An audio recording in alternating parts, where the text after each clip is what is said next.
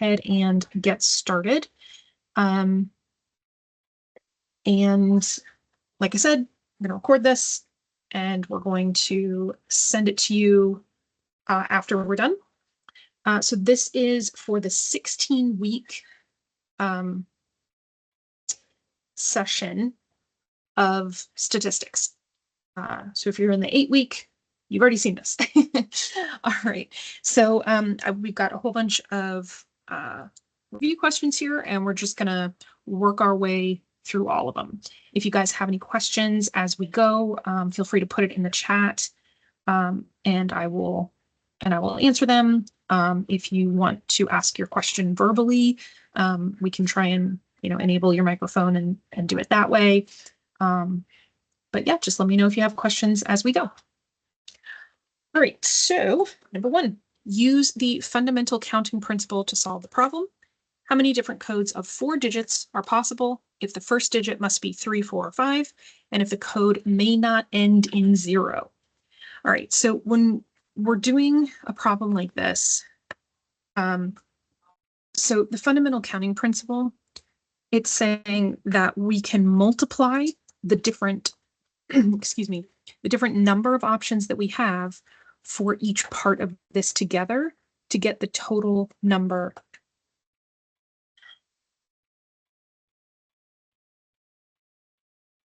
Okay. Sorry, I was just admitting some more people here into the meeting. Okay, so just to let everybody know, we are recording this, and I can email you the recording afterwards. Just shoot me an email, or you can put your email in the chat and I will send you the recording afterwards. But I'm required to let you know that we are recording this. Okay, so we're using the fundamental counting principle. So it's telling us that there's how many different codes of 4 digits. So we're going to have 4 places that we're going to be filling in.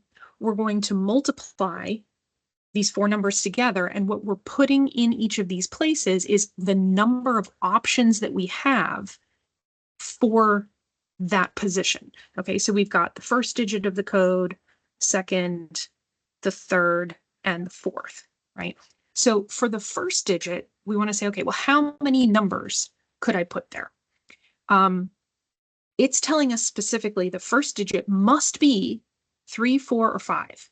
Those are the only numbers we can use in that first digit. So 3, 4, or 5, that's 1, 2, 3. That's a total of 3 numbers that we can use. So we only have 3 options for this first one. We can use this number, or this number, but that's it. Those are our only options. We only have 3 options.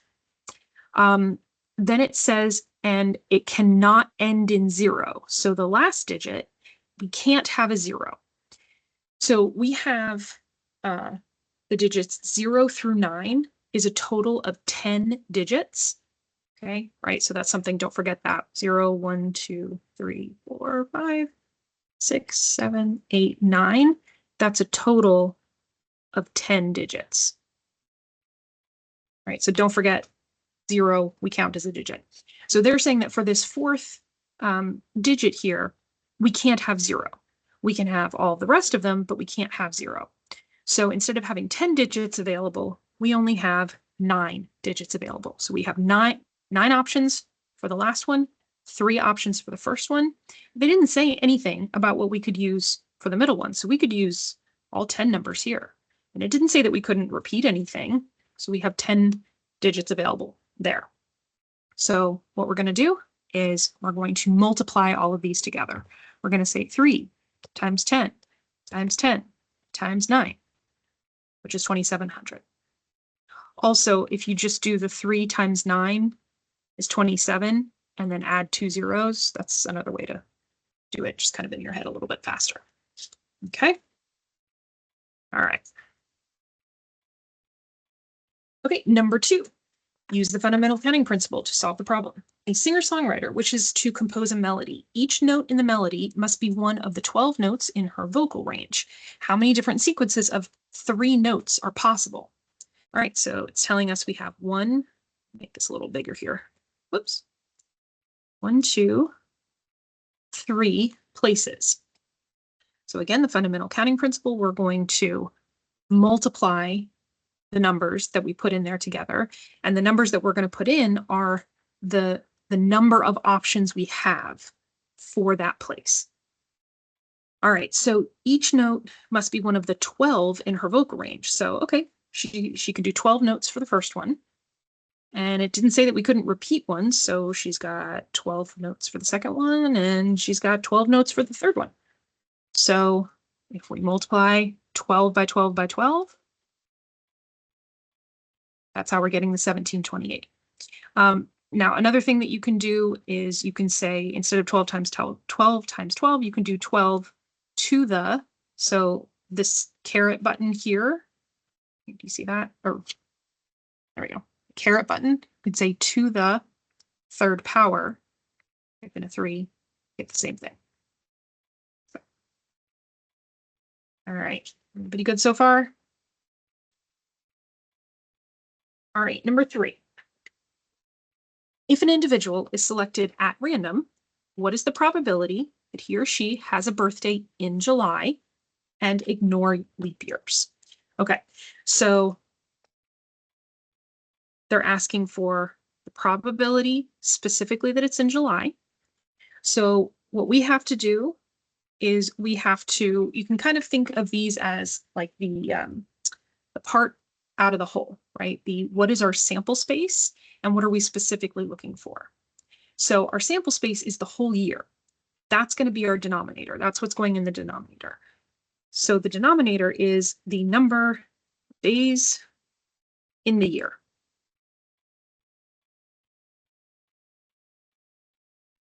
What they're specifically asking for is going to go in the numerator. They're specifically asking for a July birthday. So in the numerator, we need to put the number of days in July. So the number of days in the year are 365.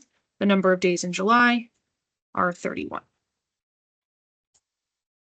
And they're just saying ignore leap years because there are some years that don't have 365 days. Okay.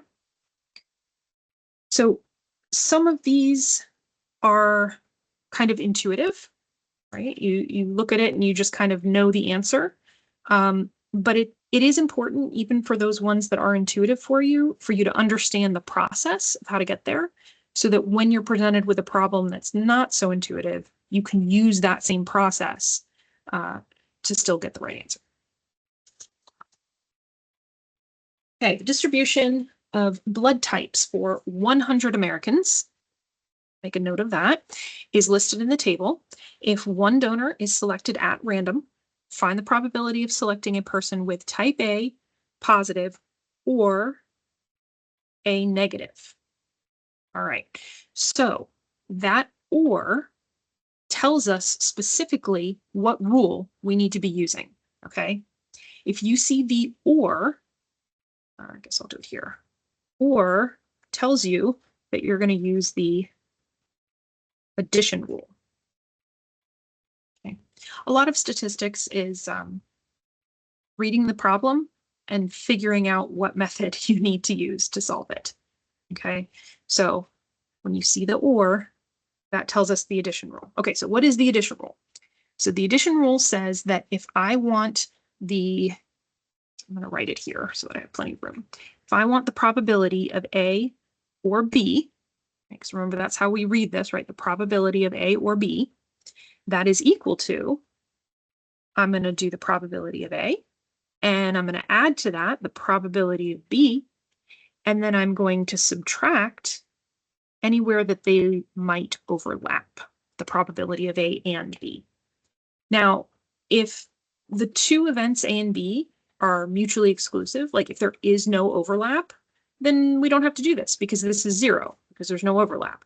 So you're going to do plenty of addition rules where you're just adding them together because there's no overlap. Okay. All right, so let's apply this to this particular problem. So what they've given us here is just the number of people that have each of these. They're asking for A positive and A negative. So let's take a look at A positive and A negative blood types. So they've just given us numbers. They haven't given us probabilities. They haven't said, oh, the probability of somebody having an, a positive blood type is this. They've just given us a number, but they've also given us this. This is our sample space. There's 100 people. So your N, or your sample space, that becomes your denominator, right? Like in the other problem. So we're going to do the probability of A positive. We're going to say, okay, my denominator is 100. My numerator is the number of people out of that 100 who were A positive. To that, I'm going to add, should be more specific, probability of A positive plus probability of A negative. Yeah, let me just kind of write out big picture what we're doing here first before we get into the numbers. Sorry about that. So the probability of A positive plus the probability of A negative, and then we would subtract the probability of being both A positive and A negative, except that you can't be both A positive and A negative. So this part doesn't apply to this problem because these two events are mutually exclusive. They don't overlap. There is no and for this. Okay, so really we're just adding these together. All right, so we found the probability of being A positive. We're going to do the same thing to find the probability of A negative. So we have 6 people out of the 100 are A negative. So if you want to do this in your head, you can see that, your denominators are both the same. You can just keep your denominator and add or subtract across the top. And 40 out of 100 is 0.4. Or if you're not super confident in your mental math skills, that's totally okay. I mean, it's good to practice them, but you definitely want to make sure that you're relying on your calculator to get the right answer. So you can, in parentheses, 34 out of 100 plus 6 out of 100, and it's going to give you the decimal answer. When you're dealing with fractions, I always like to put them in parentheses just to make sure that you don't run into any issues with, order of operations problems, right? I feel like I say this every review, but you never want to get a problem wrong because you plugged it into the calculator wrong, right? Like you did everything else right, but you just plugged it into the calculator wrong. We don't want to get it wrong because of that. So, all right. Okay, number 5. The distribution of master's degrees conferred by a university is listed in the table. So again, they have not, sorry, now you can see that. They have not given us a total here. I say again, shouldn't say again, because in the last problem, real quick, they gave us the total. They told us it was 100. If they hadn't told us it was 100, we could have added all of these up and they would have been equal to 100. But in this, they're not telling us what the total is. Okay, but they're asking, what is the probability that a randomly selected student graduating with a master's degree has a major of engineering? And round your answer to 3 decimal places. So the first thing that we're going to have to do is we're going to have to say, well, what is my denominator? What is my N? What is my sample space? Okay, how many total people are here? So we're going to find the sum of the frequencies, right? So remember from last section, capital sigma is sum. The sum of the frequencies is, okay. So to do that, we're just going to add them all together, right? So we have 216, 207, 67, 176, 222. Okay, so we have 888 people total were that the university conferred a master's degree upon. Okay, so that, I don't know why I wrote it so big down here. Probably because I wrote it so small there. All right, so that is our denominator. That is our sample space. They specifically want to know the probability that a randomly selected student is going to have a major in engineering. And we're assuming that nobody's double majoring here. So we look to engineering. There were 67 people who got engineering master's degrees. That is our numerator, right? The part over the whole. So we're just going to plug that into our calculator. And that's how we're getting our answer. Now, it does say round your answer to 3 decimal places. Again, quick reminder on rounding. 7, 5, 4, 5, 0, 4, 5, 0, 5. So they said round to 3 decimal places. 1, 2, 3.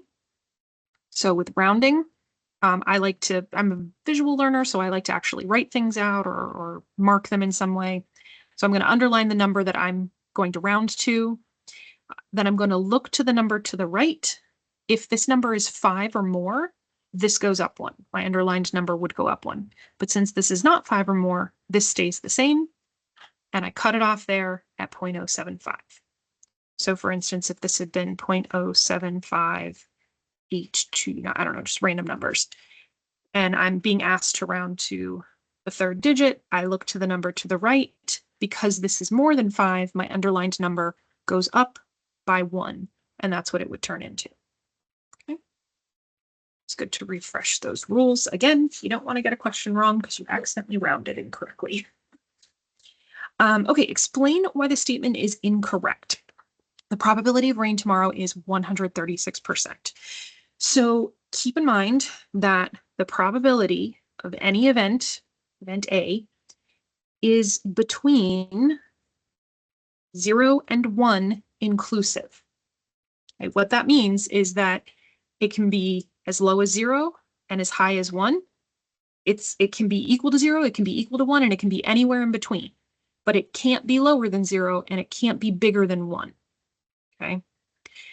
So a probability of 1 is something that is certain, that we know with absolute certainty, that is 100% certain. A probability of 0 is something that is never going to happen or is impossible. So, if I look outside, I happen to be in Flagler Palm Coast right now, and it is currently raining. I'm watching the rain fall. What is the probability that it is going to rain in Flagler Palm Coast today? 100%, because it's certain. It's happening now. So the probability of an event cannot exceed 100%, right? It has to be between the two of these. It can't be more and it can't be less. We can't have negative probabilities. We can't have probabilities more than 100%. Okay, the probability that an event will happen is P, probability of E, P of E equals 0.44. Find the probability that the event will not happen. Okay, so they're asking us to find the complement, right? So the probability that event E will happen plus the probability of the complement of E, which is E prime, right? You've seen that notation before, is 1. Okay. So like the probability that I am going to eat chocolate today. If I say that the probability that I'm going to eat chocolate today is 85%, then the probability that I'm not going to eat chocolate today is 15%, because they have to add up to 100%. Most days it's more like 99%. Okay, so when they're giving us this number, instead of creating this equation and then like subtracting, you can just start out with the subtraction. You can say 1 minus the probability of E is the complement of it. Okay, so 1 minus 0.44. And again, we can just plug that into our calculators. 1 minus 0.44 is 0.56. And then, if you're unsure about something, go ahead and plug it in to your calculator, make sure that it makes sense. Right? So the probability that E would not happen, 0.56, if I added that to the probability that E would happen, would I get 1? Yes, I do. But you always want to make sure that you are checking your answer after you get it to make sure that it makes sense in the context of the problem. I always like to say that I have like fat fingers, meaning that I accidentally click the incorrect buttons on the calculator sometimes. So I always have to double check my answer and make sure that I didn't like plug something in incorrectly. So check your answer, make sure it makes sense. You know, plug it in different ways to check yourself. All right. Okay, the frequency distribution to the right. You guys learned about frequency distributions in the last for the last test. Shows the number of voters in millions according to age. Consider the event below. Can it be considered unusual? A voter chosen at random is between 35 and 44 years old. Okay, so again, quick recap that the probability of an event is between 0 and 1. The closer you get to 1, the more certain you are of it. The more common it is, the more usual it is. But the closer that you get to 0, the more unusual an event is. The less common it is. I don't know why I didn't start with that. So exactly between 0 and 1, we have 0.5, 50%. That's exactly in between 0 and 1. So the closer we get to 0, the less common it is. The closer we get to 1, the more likely it is, the more common it is. So well, let's take a look at what they're saying first, and then I'll say what I was about to say. Specifically, they're looking at between 35 and 44 years old. Okay, between 35 and 44 years old. So that's this right here. So the first thing is that they haven't given us the total number of people. All they've given us is the frequency distribution. So again, we have to say, okay, well, what's the sum of the frequency? So we got to plug all these in.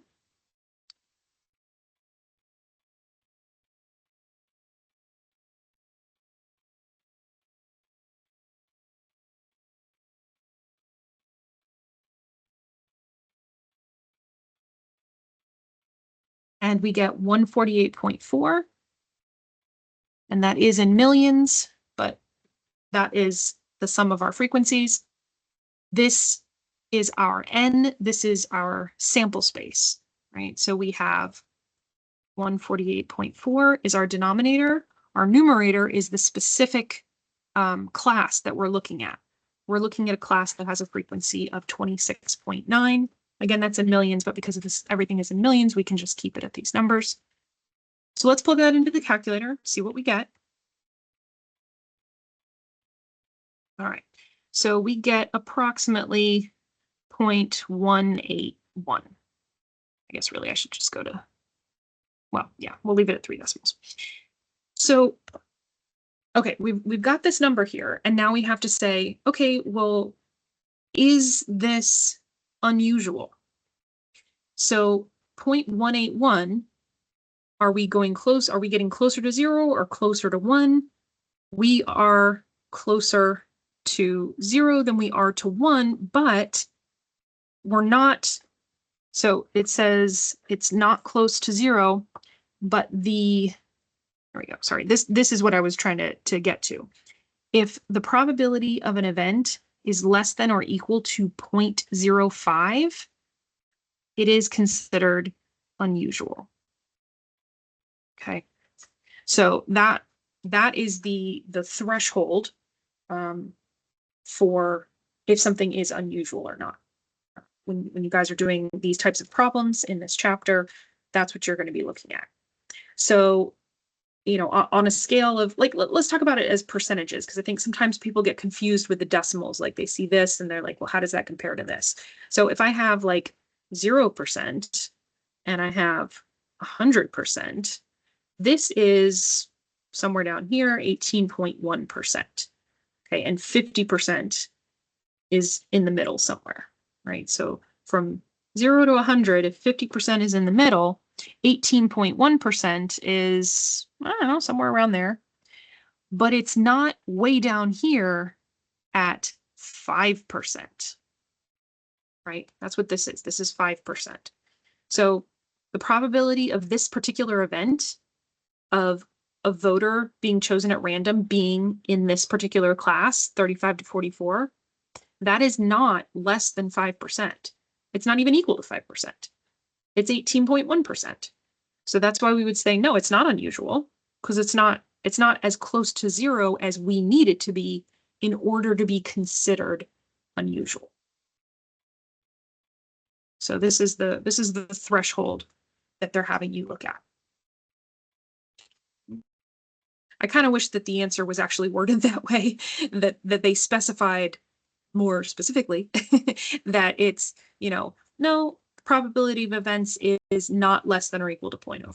So that's the threshold they want you to look at. All right, classify the events as dependent or independent. Event A, a red candy is selected from a package with 30 colored candies and eaten. And event B, a blue candy is selected from the same package and eaten. So in order to think about this problem, I'm going to go ahead and assign some numbers to this so that we can actually kind of act out what's happening here. So we've got 30 candies. So that's my sample space. That's my N. I'm going to go ahead and say that we've got 20 red, and I'm just coming up with numbers just for illustrative purposes here. They're not giving these numbers. I'm going to say that we have 20 red candies and 10 blue candies, okay? So when we talk about independent and dependent, this is another one of those where some of you may be able to just intuitively say whether they're independent or dependent. But if you ever get confused, you want to fall back on the rule to determine whether it is or not.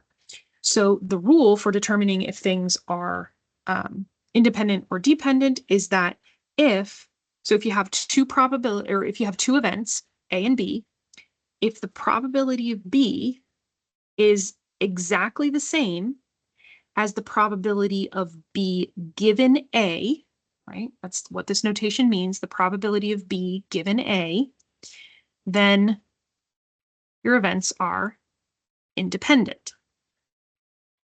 And we'll do an example of these in just a second here. And if the probability of B is not equal to the probability of B given A, then the two events are dependent, meaning B depends on A. So A affects B. All right, so we're going to calculate these. So event A is a red candy is selected from a package with 30 colored candies and eaten. So, and then event B, a blue candy is selected from the same package and eaten. So let's find the probability of event B given that A occurred, right? So we're going to find the probability of B, then we're going to find the probability of B given A to see how they compare. All right, so the probability of B, so just the probability of B. So we're ignoring A. We're pretending like A has just, we're not even thinking about it. Okay, the probability of B, a blue candy is selected from the package and eaten. So in the denominator, we're going to have our sample space. We have 30 candies. In the numerator, we're going to have what we're specifically selecting. We're selecting a blue candy, and there are 10 blue candies.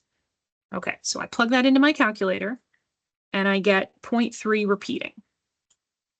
0.3 going on forever and ever. That's what that little line over it means. It means that number repeats forever. Okay, so that's the probability of B. So now, let's find the probability of B given A, meaning we have to think about if A happened first, what would be the probability of B?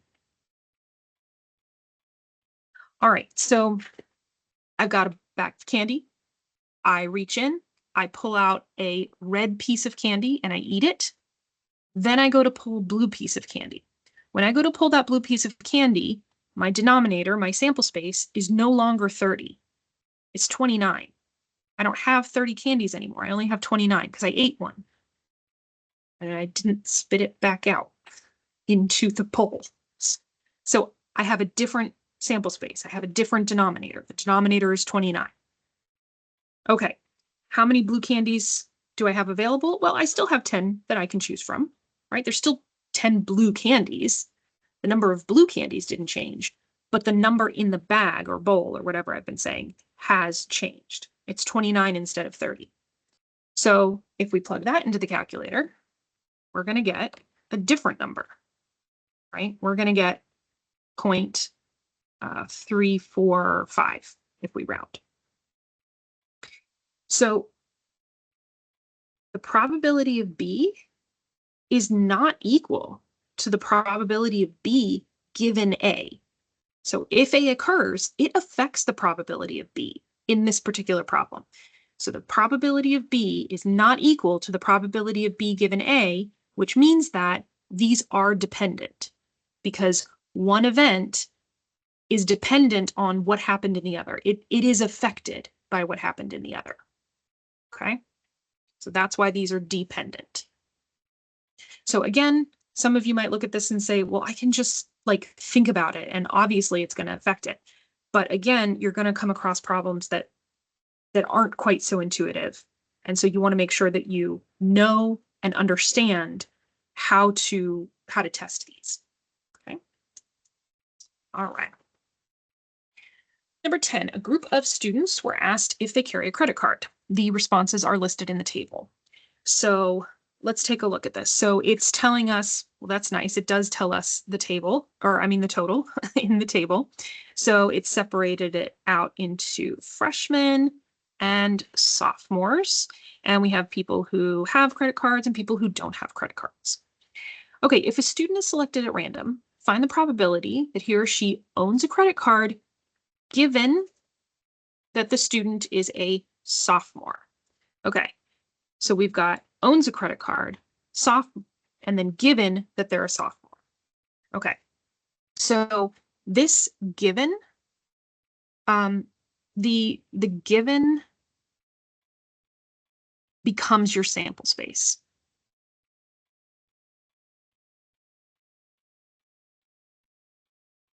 Right? It's your N. It's your denominator. Okay. So we need to make sure that we're only looking at what is given. So they're saying, given that it's a sophomore, so I am only going to look. Maybe not green. I'm only going to look at this row. I'm not going to even look at the freshman at all.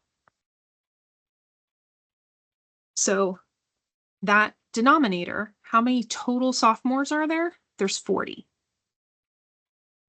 Because we need to have the denominator is the given, is the total number of sophomores. How am I spelling sophomores? I'm spelling it wrong. There we go. The numerator is going to be the number of credit card carrying sophomores. So not the total number of people that have a credit card, but the total number of people that have a credit card that are sophomores. So if I'm looking at the credit card carrier column, I'm only looking at where they overlap. Okay. The number of credit card carriers that are sophomores. I don't care about how many freshmen have credit cards. I'm only allowed to look at what is in this row. So that's 34. Because we're only allowed to look in this sample space. So it's like I've got blinders on. I can only look at this row. Okay. So in this row, I have the credit card carriers and the people who don't have credit cards. Plug it in. 34 out of 40, and that's how we're getting 0.850. Because they said to go to 3 decimal places. So you got to stick a 0 at the end. Okay. All right, number 11. So we kind of already talked about this. What is the difference between independent and dependent events? Two events are independent when the occurrence of one event does not affect the probability of the occurrence of the other event. Two events are dependent when the occurrence of one event does affect the probability of the occurrence of the other event, right?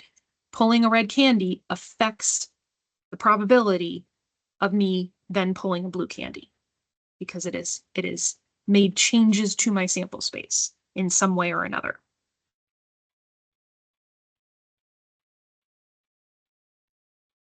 All right, number 12. The accompanying table shows the results of a survey in which 250 male and 250 female workers, ages 25 to 64, were asked if they contribute to a retirement savings plan at work. And then we have to do two different things with this. Okay, so the first thing that it asks us for is to find the probability that a randomly selected worker contributes to a retirement savings plan at work, given that, that the worker is male.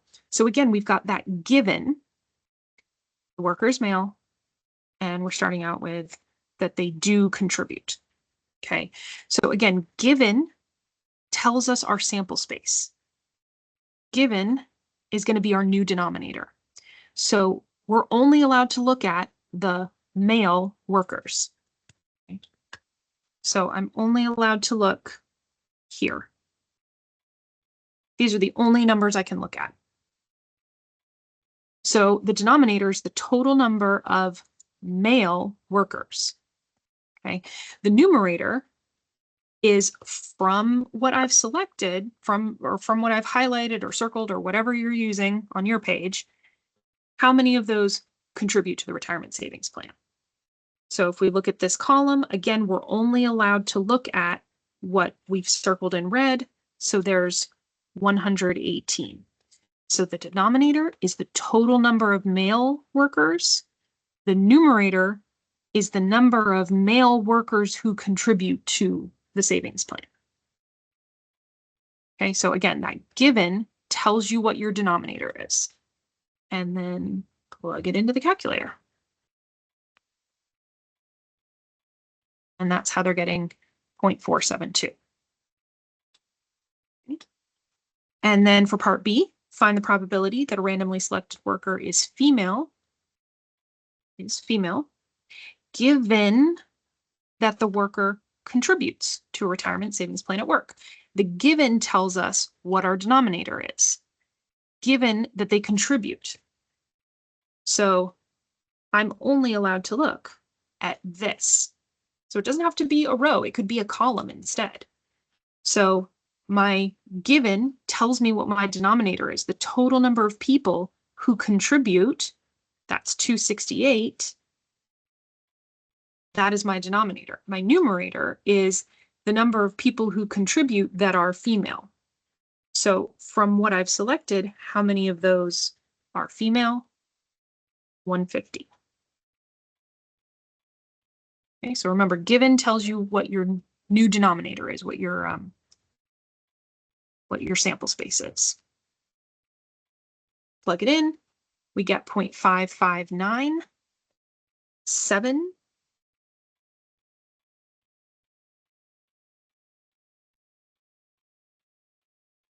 They want us to round to 3 decimal places. So again, I underline the number that I'm rounding to. I look to the right. If this number is 5 or more, this number goes up 1. If this number is less than 5, this stays the same. Well, this number is 5 or more, so this has to go up 1. But this is already a 9. So when that goes up 1, it's the chain reaction and it makes this one go up 1. So we have 0.5, the 5 turns into a 6, and we have to write the 0. Think of it as 59 rounds up to 60, right? Okay.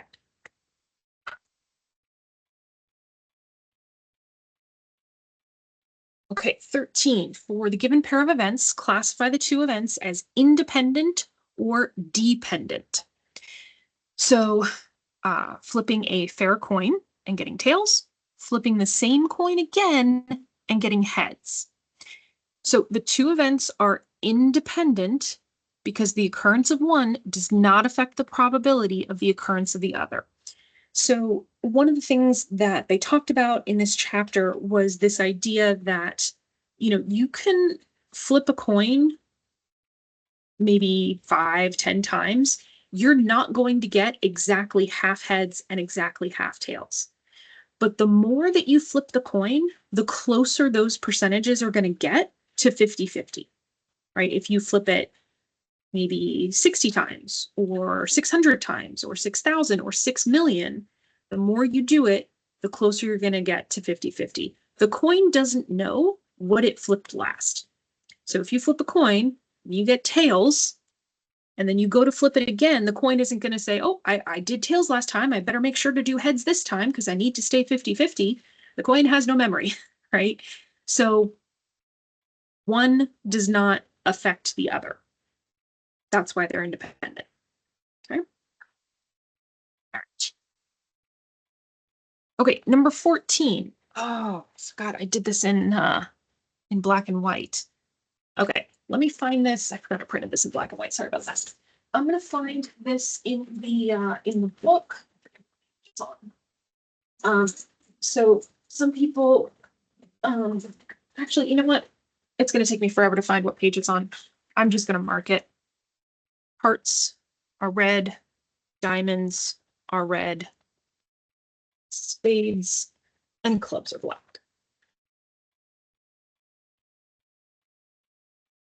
Okay, so not everybody is super familiar with a deck of playing cards and how they work and what they're made up of.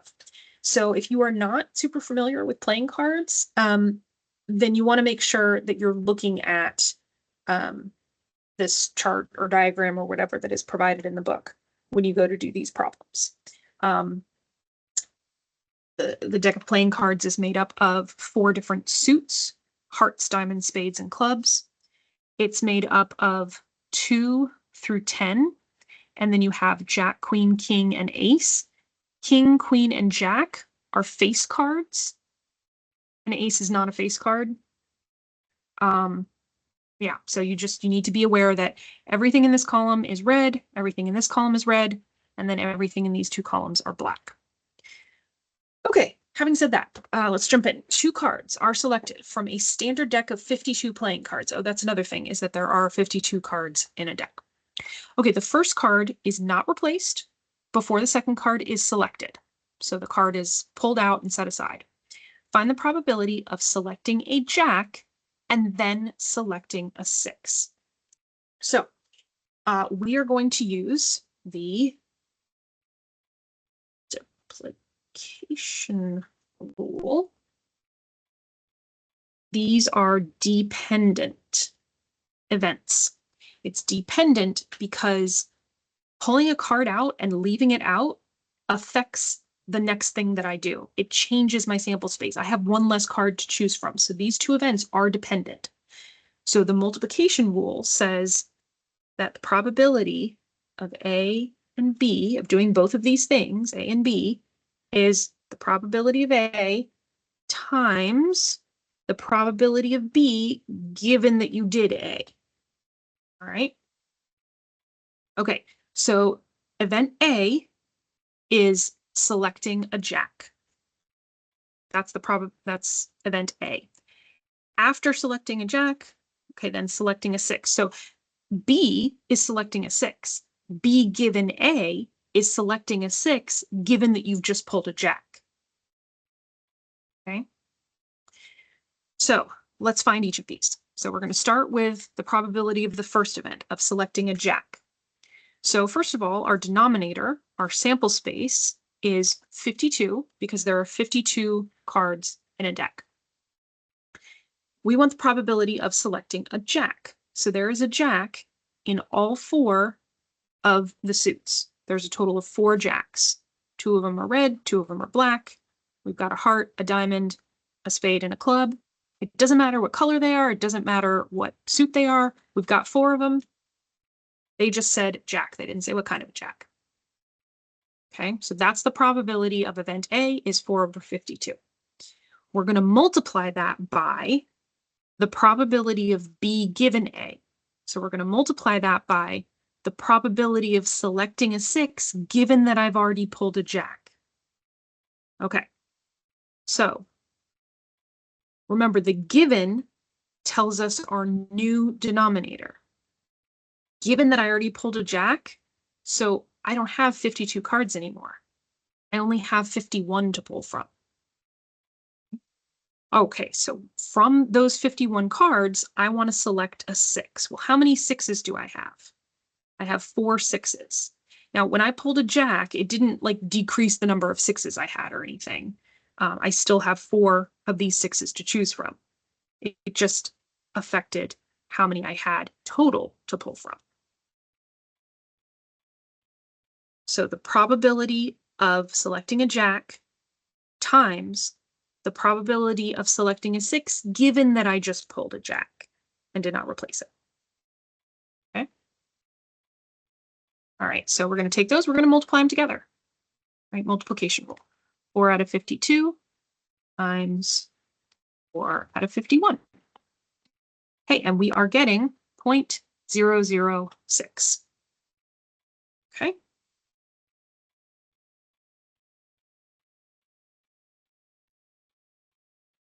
A patient has a 59% chance of surviving bypass surgery after a heart attack. Oof. If the patient survives the surgery, then the patient has a 70% chance of making a full recovery. Find the probability that the patient survives surgery but does not make a full recovery. Okay, so we've got two things happening here, right? So we've got we're looking at the probability that they survive, and we've got the probability that they don't recover. We've got to multiply these two things together. Okay. So the probability that they survive, well, we were given that. We were told that there's a 59% chance that they're going to survive the surgery. So that's 0.59. Okay. But now we need to find the probability that they don't recover. So they said if the patient survives the surgery, so they're saying, given that they survived the surgery, right? So they've built in that this is the probability of A, this is the probability of B given A, right? So given that they survived the surgery, the probability, they're saying that they have a 70% chance of making a full recovery, but they didn't ask us the chance of them making a full recovery. They said of them not making a full recovery. So we have to fall back on that rule that we talked about before, that the complement is 1 minus that probability, right? So the probability of, say, making a full recovery plus the probability of not making a full recovery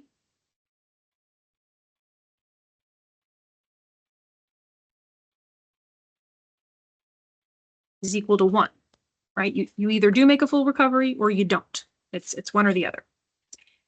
So if I want to find the probability of, I'm just going to say not making a full recovery, I can just do 1 minus the probability of yes, making a full recovery. Okay? Because that's what they gave us. So the probability of not making a full recovery is 1 minus the probability of making a full recovery, which is 0.3, 30 if you want to stick a 0 at the end. Okay, so probability of them not making a full recovery, of them not recovering, is 0.30 or 0.3.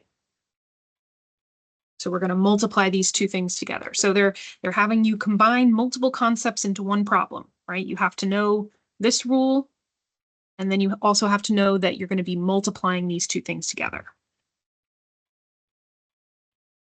And that's how we're getting 0.177. So the probability that a patient survives the surgery but doesn't end up making a full recovery is 17.7%, or 0.177.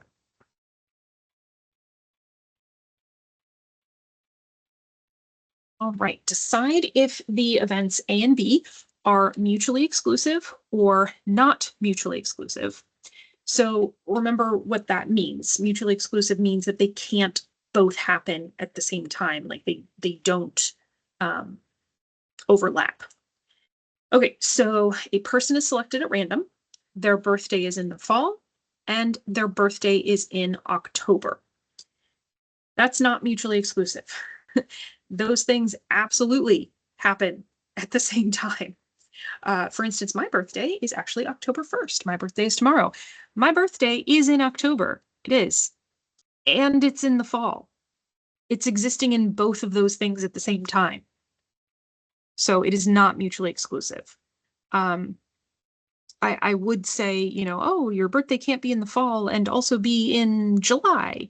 But I know that seasons work weird in other parts of the world, and I don't remember exactly how they line up, so I'm not going to use that as an example. So maybe, yeah, I'm just trying to think what would be another example. Essentially, what you need to know is that mutually exclusive events cannot both occur at the same time.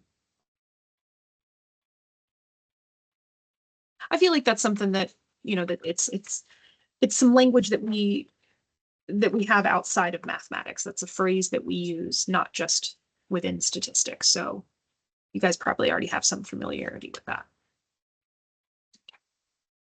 All right, number 17, the table lists the smoking habits of a group of college students.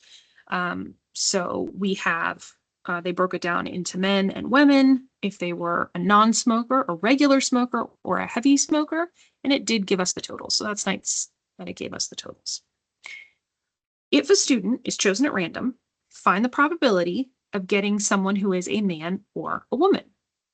And then round your answer to 3 decimal places. Okay, so there's several ways to do this. One way to do it is to step back and look at the big picture and say, well, they only broke this down into men and women. They decided on a binary system here. They're going to categorize you as either a man or a woman. There's no third option here. So somebody who's a man or a woman, well, that's my whole sample set. Is just men or women. That's everybody. So it's everybody. So it's 1. Because I'm going to get either a man or a woman because that's all I've divided it into. Right? I'm not testing. Anyway, so another way you could do this, if you don't immediately see that that's the answer, is you could say, okay, well, they said or. Okay, so or means that I need to add these 2 probabilities together. So I'm going to calculate the probability of selecting a man, and I'm going to add that to the probability of selecting a woman. Okay. So there's no like given here, right? Our denominator, our sample space is all the people that were surveyed, which is all 421 of them. Right? That's our box that in actually. That's our total, 421. And out of those 421 people that were surveyed, how many of them were men? 203 of them. All right. Okay, so this is the probability if a student is chosen at random that it would be a man. Okay, so now we're going to find the probability that it's a woman. So same process where we say, okay, our denominator is our whole sample space, right? Our total number of people. And the probability of getting a woman, well, there were 218 women. So take this and we get into the calculator. 203 out of 421. And I'm going to add that to 218 out of 421. Again, because it says or, that's what tells me that I need to add these together. Okay, so I add them together and I get 1. Because 203 plus 218 is 421 out of 421, which is just 1. Okay, so even if you didn't realize right away what that, the answer is just 1, you're still going to get the right answer if you take the time to actually calculate. It just saves you time if you're able to see right away that the answer is 1. Okay, the distribution of master's degrees conferred by a university is listed in the table. Assume that a student majors in only one subject. So again, before they even ask the question, like I can see that they haven't given me a total, right? Because this is just a frequency distribution table, so it doesn't give me the total. So I need to find the total.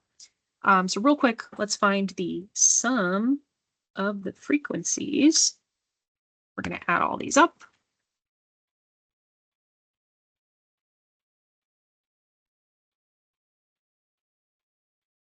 And we get 904. So there were 904 master's degrees conferred by the university.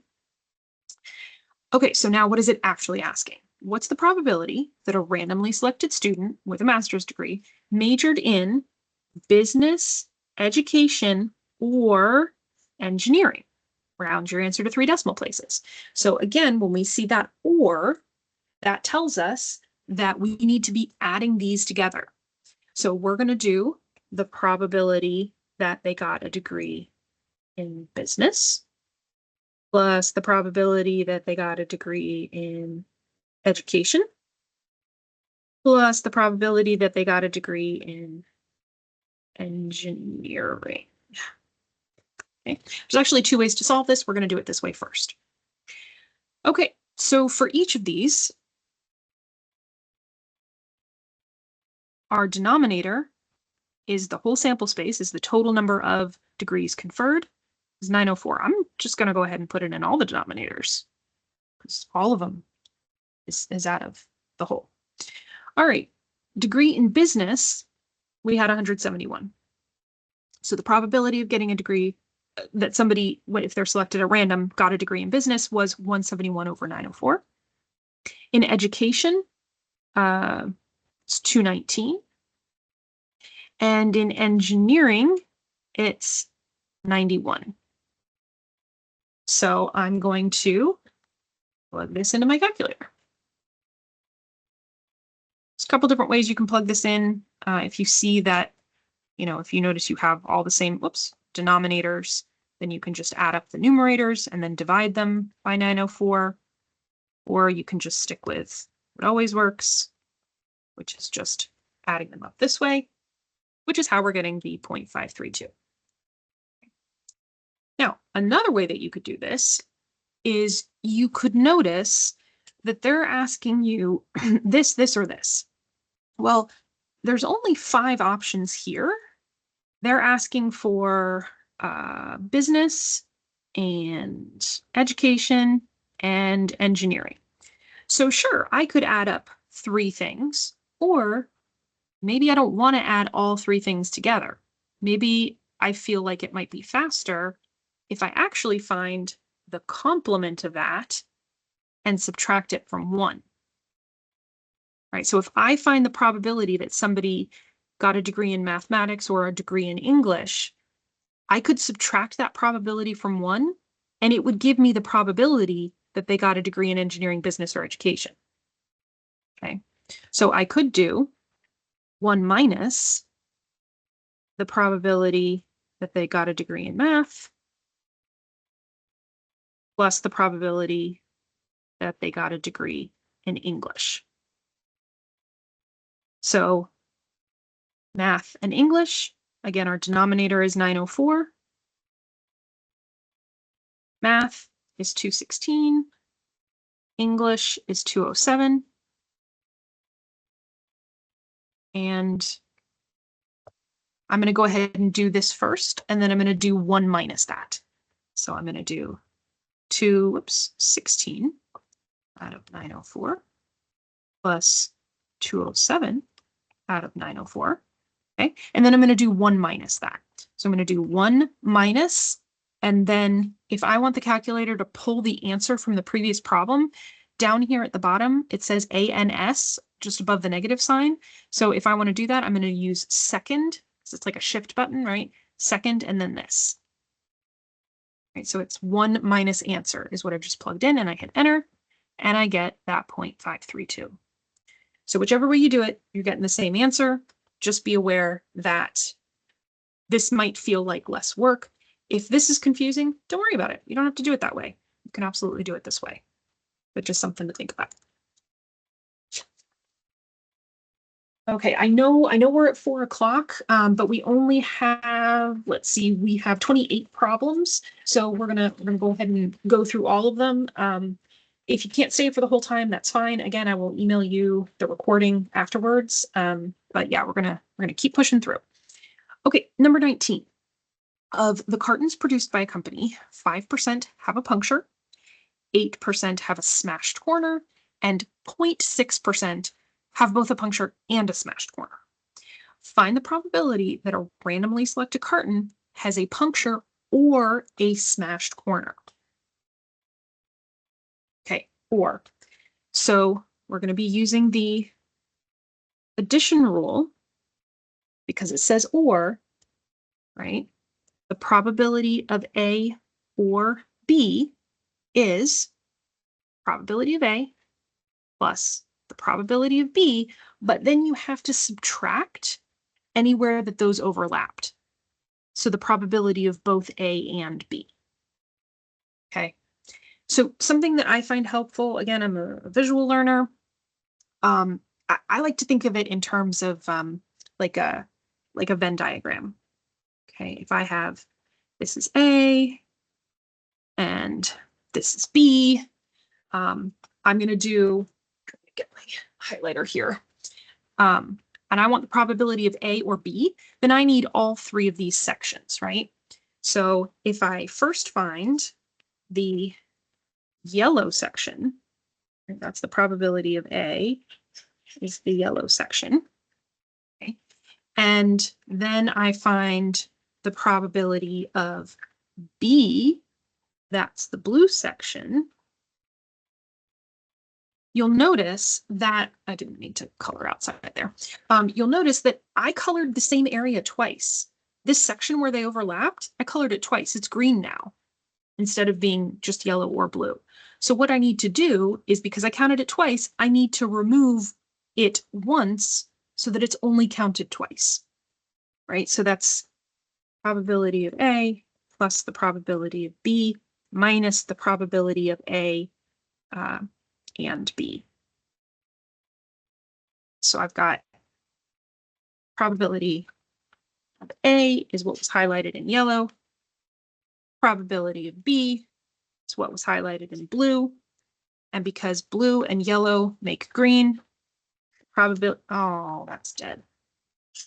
Well, that's okay. I can just make it myself. Make green myself because green is yellow and blue overlapped. Right? So the yellow plus the blue minus the green that was created so that it's only counted once. Okay, so that's how I picture that. If you're a visual learner, hopefully that helped. Now let's actually apply it to this particular problem. Okay, so it says we want the probability that a randomly selected carton has a puncture. Okay, so what did they say the probability of a puncture was? 5%. So that's 0.05. Okay, don't forget, when you're going from percentage to decimal, you take the number, you times it by 100. Enter. Nope, sorry. I just said that backwards. I apologize. When you're going, what I said was the opposite way. What we're actually doing here is from percentage to decimal, you divide by 100. From decimal to percentage, you multiply by 100, right? So to go from 5%, that's percentage form, to decimal form, I'm dividing by 100, or you can just think of it as moving the decimal place to the left 2 places, right? 5%. The decimal is right here. I'm going to move it to the left 2 places. So now it's here, so I need a placeholder 0 there, right? So that's 0.05. Okay, so the probability that a randomly selected carton has a puncture is 5%. Okay. Then we want a smashed corner. They said that's 8%, 0.8. Then we have to subtract the probability that it both has a puncture and a smashed corner. That's 0.6%. So again, make sure you're using your decimals correctly here. That's 0.006, not 0.06, but 0.006.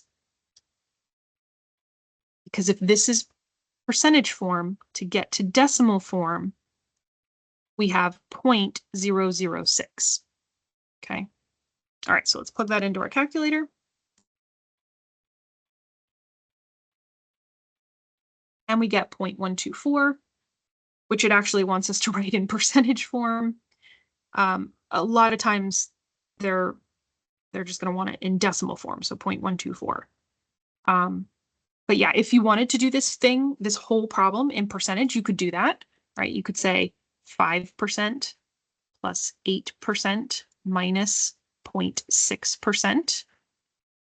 So 5 plus 8 minus 0.6, and we're getting 12.4. We just have to remember that that is already in percentage form. Okay. So the addition rule, if you have that or, you have to add them together, but subtract anywhere they might overlap. Now, if there's nowhere that they overlap, great. One less thing for you to do. But if there is anywhere where they overlap, where they're both occurring, you do have to subtract it. Okay. All right. So again, I forgot that I did this in black and white instead of color. All of these are red. All of these are black. Okay. So they're having us do several things here. Okay, a card is selected at random from a standard deck of 52 playing cards. So it's reminding you there's 52 cards in a deck.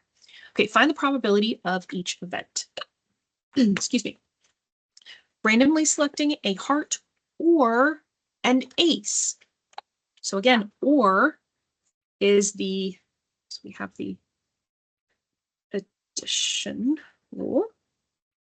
Says that the probability of A or B is the probability of A plus the probability of B minus where they overlap, which is the probability of A and B.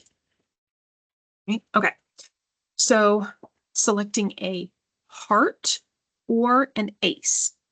So the probability of, I'm going to do it down here.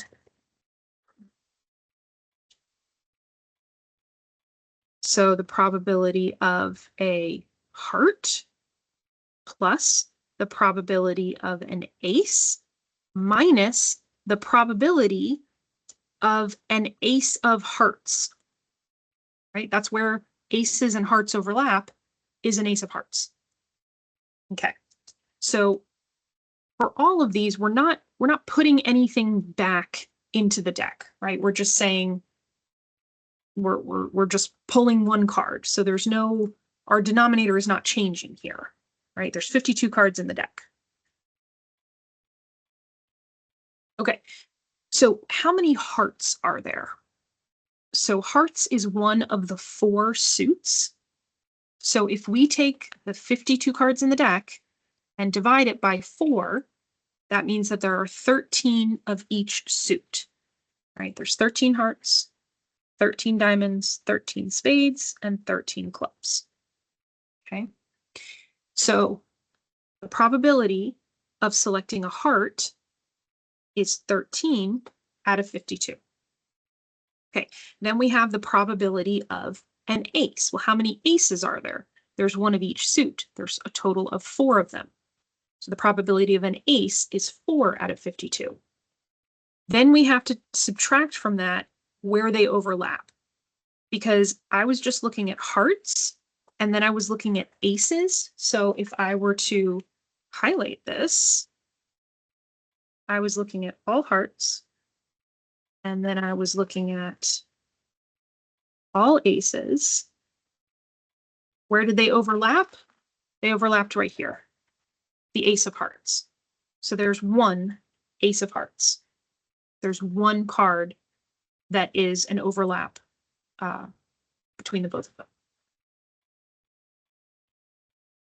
So we're just going to plug that into our calculator. So if they all have the same denominator, you can do it this way where you just add and subtract them across the top and then divide by 52. But if you're not comfortable with that, then that's totally okay. You can do the normal 13 out of 52 plus 4 out of 52 minus 1 out of 52, and you're still going to get the same answer. And again, they want us to round to 3 decimal places. So 0.30769, okay, 3 decimal places. Look to the number to the right. If it's 5 or more, this goes up 1, so this becomes 0.308. Okay. All right, so that was just A, but we've also got B and C. Okay. So B, the probability of randomly selecting a black suit or a 7. So the probability of a black suit plus the probability of a 7 minus the probability of a black 7, right? The probability that they overlap, the probability of A and B. Add them up, subtract where they've overlapped, because that's what we've counted twice. Okay, so again, our denominator is 52. This is a standard deck of cards, 52 playing cards. Just a second. Talking for a long time, my throat's getting dry. Okay, the probability of a black card. Okay, so again, I apologize that I did not print this in color, but half the deck is red and half the deck is black. So half of 52 is 26, right? Hearts and diamonds are both red. Spades and clubs are both black. So if I add up the spades and the clubs, 13 spades, 13 clubs, that's going to give me 26 black cards.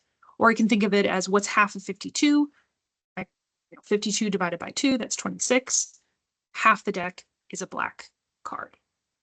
Okay, the probability that I could pull a 7. So how many 7s are there? There's 4 7s, one of each suit. So that's 4 out of 52.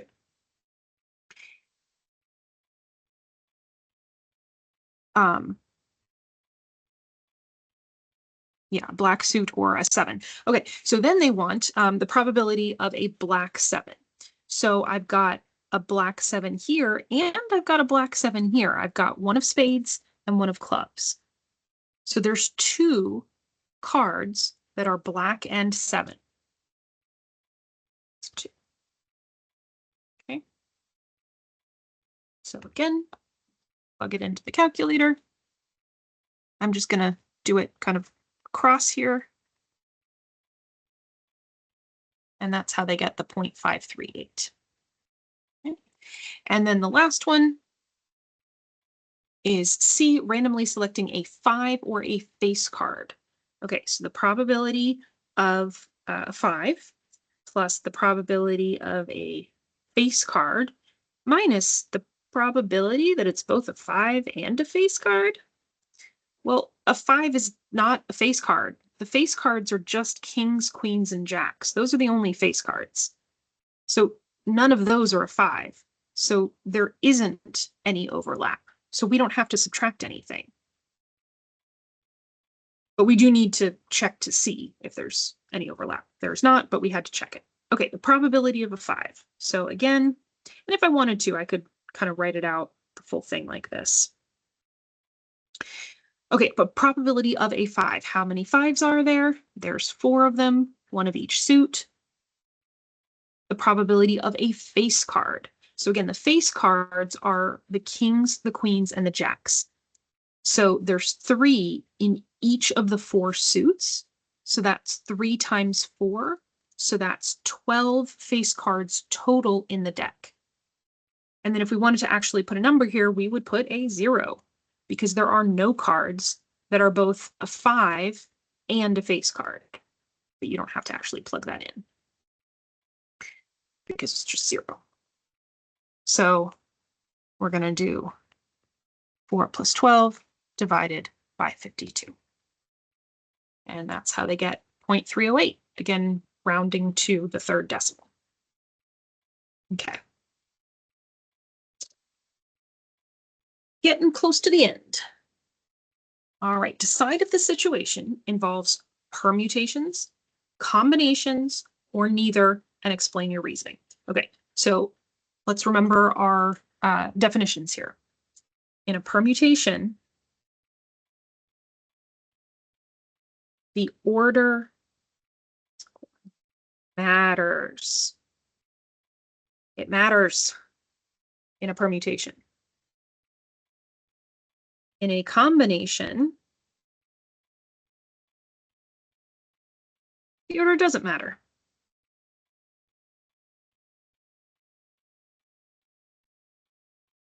Which is why it drives me crazy, the combination locks called combination locks, because they're not. They're permutation locks, because the order matters. It always drove me crazy.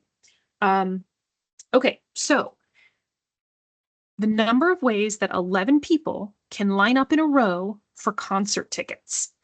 Okay, so if we're in line for concert tickets, like if I want to go see Taylor Swift or something, not that I would be in a line for that because everything's online nowadays, but if I'm in a, let's say, a virtual queue for that, it matters if I'm the first person in line or the 11th person in line. Because if I'm the first person in line, I might actually get a ticket. If I'm the 11th person in line, I might not. Also, let's say it's, you know, for something that, you know, there's plenty of tickets for everybody. Well, the first person in line, they get to choose their seat. The last person in the line does not. So order matters here. It matters if I'm the first person or the 11th person. So that's why it's a permutation, because the order of people in line matters. Okay. All right, determine whether the following problem involves a permutation or a combination and explain your answer. How many different 7-letter passwords can be formed from the letters Q, R, S, T, U, V, and W if no repetition of letters is allowed? So there's a whole lot of stuff happening here, but what's the important thing? This is a password. In a password, the order that I put the letters in, no matter what those letters, numbers, symbols are, the order matters, right? If I say that my password is, you know, my name, Maxine. Okay, well, it's not Maxine if I spell it N-X-I-A-E-M. That's not the same thing, right? It's a completely different word. In passwords, the order matters. And remember, if order matters, it's a permutation. Okay? Just make sure you've got that remembered. Permutation, order matters. Okay. You have 9 different video games. How many different ways can you arrange the games side by side on a shelf? So again, they're thinking that you have a physical copy of the video game rather than an electronic copy. I guess we're going old school here. Okay, so there's a few ways that you can do this. So kind of how we've been doing, where I draw a line and I multiply 1, 2, 3, 4, 1, 2, 3, 4, 5, 6, 7, 8, 9, right? And we're going to multiply all of these together. So let's say I'm sitting there and I've got the pile of my 9 video games, and I'm going to choose which one goes first on the shelf. I have 9 options. Once I choose that one, I no longer have 9 video games to choose from. I now only have 8 video games to choose from for the second place. And then when I go to choose the third place, I don't have 8 to choose from. I only have 7 to choose from. So every time I pick one, I have 1 less to choose from. So I'm going to multiply all of those together. Or we could do 9 factorial, right? That's what this means. 9 with an exclamation mark. 9 factorial means you take that number and you multiply it by all the numbers less than that, all the way down to 1. So in your calculator, there's the easy way and the hard way. The hard way is I go 9, 8, 7, 6, 5, 3, 2, 1, and hope that I didn't miss something. Okay. The easy way is I remember that my calculator has a factorial symbol. So I go 9, and then you're going to go to math, and we're going to go over to probability. And that fourth option there is the exclamation mark, the factorial. So I can either arrow down to 4 and then hit enter, or instead of arrowing down, oops, I can just press 4 and it will just select it. 9 factorial, and then I have to hit enter and it'll do it for me. So again, to get to the factorial, you go math, and then you arrow over to probability, and then it's number 4 is the exclamation mark. Okay. All right. There are 43 runners in a race. How many ways can the runners finish first, second, and third? Okay, so the first thing that we need to do is we need to determine, does order matter here? Yes, it matters. This is a race. I care if I have finished first, second, or third, right? So that means that this is a permutation. All right, we're going to do this problem 3 different ways, starting with the easiest way. So this is a permutation. The number that goes here is the total number of things that you have to choose from. Well, how many things did we have to choose from? There were 43 runners. This is the number of those things that you are choosing. We're choosing, whoops, actually like that. We're choosing 1, 2, 3. We're choosing 3 of those. And it's a permutation because order matters, right? NPR, that's 43 runners. I'm choosing, but order matters, 3 of them. And I'm just going to plug that into my calculator. So I'm going to start with this number. I'm going to go 43. And then we're going to go back to math, right? That same menu that we were in before. We're going to go back to probability. And the second option there, NPR, I'm going to select that, number 2. And on my calculator, it actually like kind of puts the 43 as a subscript. If you have an older calculator, it won't, but it's still going to do the calculation. And then I have to tell it 3. Out of those 43 people, I want you to choose 3 of them, but order is going to matter. And I want you to tell me how many ways that can be done. That can be done 74,046 ways. Okay, so that's the easiest way, is in the calculator. So again, you type in 43, then you go math, and you arrow over to probability, and then it's going to be number 2, which is NPR, and then you're going to type in the 3. So it's kind of like you're reading left to right, 43, and then you tell it, the calculator, what you're doing with it. You give it the last bit of information, and then you hit enter, and it calculates it. All right, so that's the easiest way to do it. Least amount of work, that's the way they want you to do it. Let's say you forget that. You forget that you can do it the easy way. You could also do it this way. You've got first place, second place, and third place. So there are 43 runners that could win first place. But once somebody wins first place, there's no longer 43 runners anymore. Now there's only 42 runners. And once somebody then wins second place, there's no longer 42 runners. Now there's only 41 runners. So I have 43 ways to choose first place, 42 ways to choose second place, and 41 ways to choose third place. And I can multiply all of those together. 43 times 42 is 41, and I'm getting the same 74,046. Right, so it doesn't matter which way you do it. Now, you guys are not being required in this class to know the formulas or use the formulas, but I think they just want you to be aware that formulas exist. Okay, so the formula for a permutation for n things taken r at a time, right? Excuse me. N things taken r at a time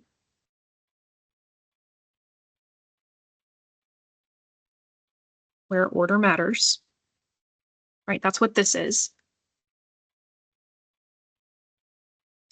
The formula for that is n factorial over n minus r factorial. So again, you're not going to be asked to actually do this formula. I don't believe. I think they just want to know that you know how to plug it into the calculator. But if you were going to do the formula, our n is 43, n is 43, r is 3, and we can plug that into the calculator.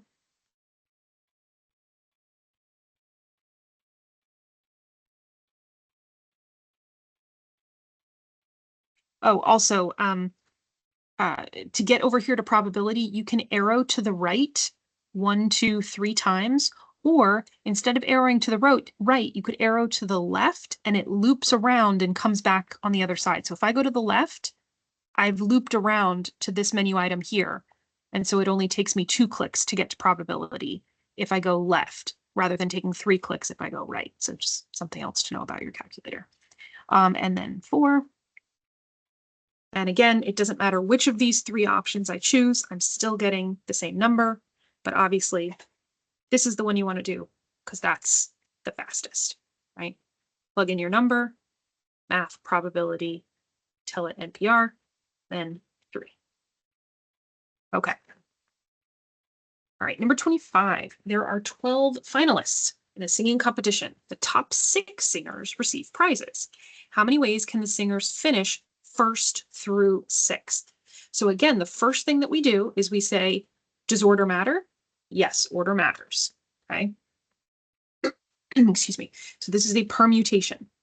So NPR, N is the total number of people we have to choose from. P is telling us that order matters, it's permutation. R is how many of them are we choosing? We're choosing 6 of them. So 12, math, probability, then number 2, NPR. And we're selecting 6. And that's how we're getting 665, 280. Okay. So again, if you forgot that you could do it that way in the calculator, and you wanted to do it a slightly longer way, you could say, okay, I've got 1st place, 2nd place, 3rd place, 4th place, 5th place, 6th place. I got 12 finalists to choose from, and I'm going to multiply that by the 11 and 10 and 9 and 8 and 7. Not going all the way down to 1, we're just doing the first 6. So you would do 12 times 11 times 10 times 9 times 8 times 7. And we're still getting the same number. Okay. Almost done, guys. In order to conduct an experiment, 4 subjects are randomly selected from a group of 42 subjects. How many different groups of 4 subjects are possible? So again, first question is, does order matter? No. In this one, order doesn't matter because I don't care if I'm the 1st in the group or the 4th in the group. It's just a group of 4 people. So the people are not ranked.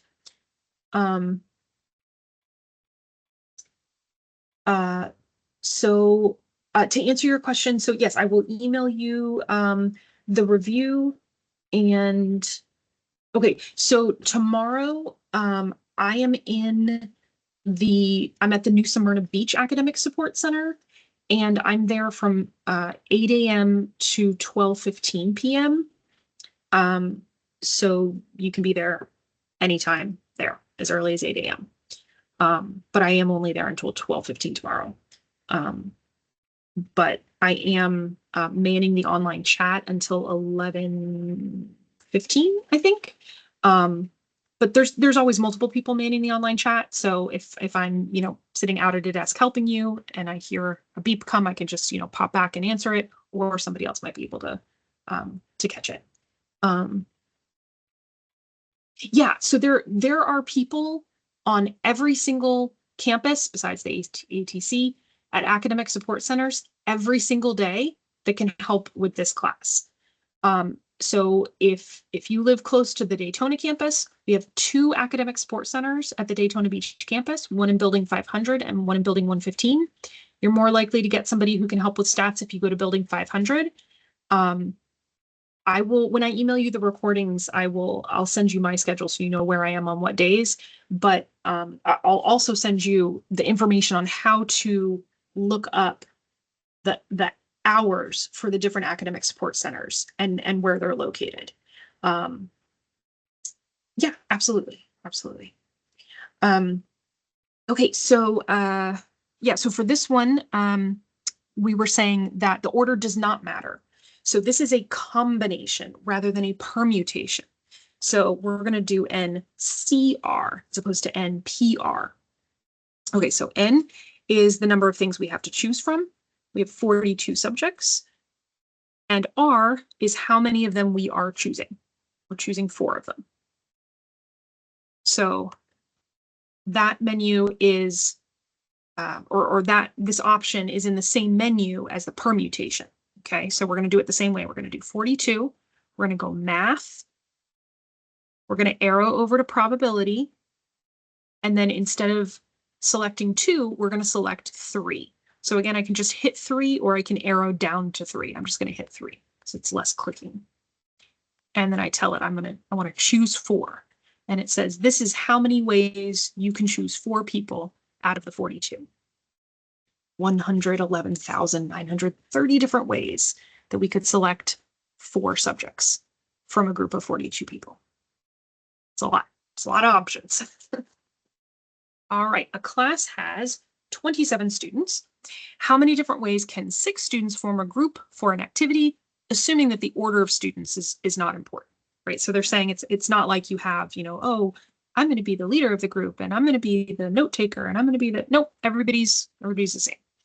Okay, so order does not matter. So this is a combination. So we're going to do NCR. So how many people do we have to choose from? 27. And how many of them are we actually choosing? 6.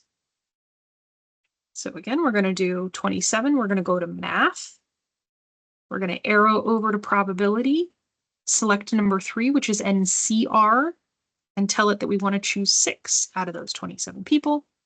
And that's how we're getting 296,010 different ways that we can select 6 students to form a group for an activity out of the 27 students.